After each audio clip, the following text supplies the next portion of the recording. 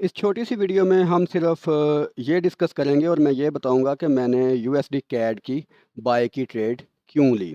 तो ये एक नया प्लेलिस्ट हमारी शुरू हो रही है जिसमें सिर्फ ये चीज़ डिस्कस की जाएगी कि मैंने ट्रेड क्यों ली।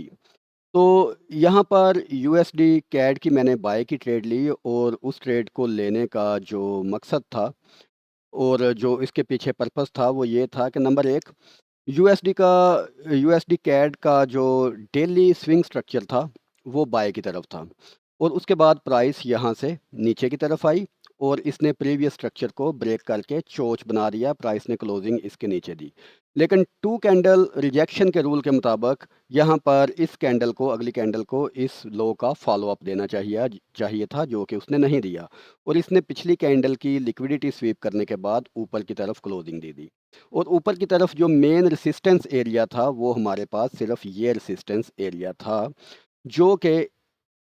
इस रेसिस्टेंस के बाद प्राइस को नीचे आना चाहिए था, मगर यहाँ पर एक बड़ी डेली टाइम फ्रेम के कैंडल ने यहाँ पर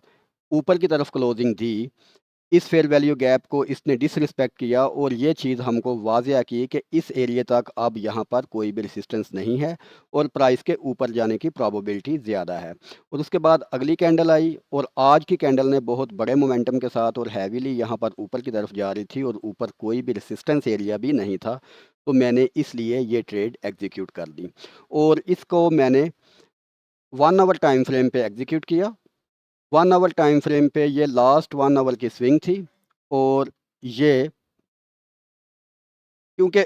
अगर प्राइस ने यहाँ से ऊपर जाना हुआ, इसका पूरा प्लान ऊपर जाने का हुआ,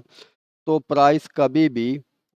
इस स्विंग को ब्रेक करके वापस नहीं आएगी और अगर इस स्विंग को ब्रेक करके वापस आती है तो मीन मैं गलत हूँ। तो ये 1/4 रिस्क टू रिवार्ड रेशो की ये ट्रेड है और ये ट्रेड का जो मुकम्मल स्ट्रक्चर है और जो इसका रीज़न है वो मैंने आपके साथ डिस्कस कर दिया है, तो मैंने इसलिए ये ट्रेड ली।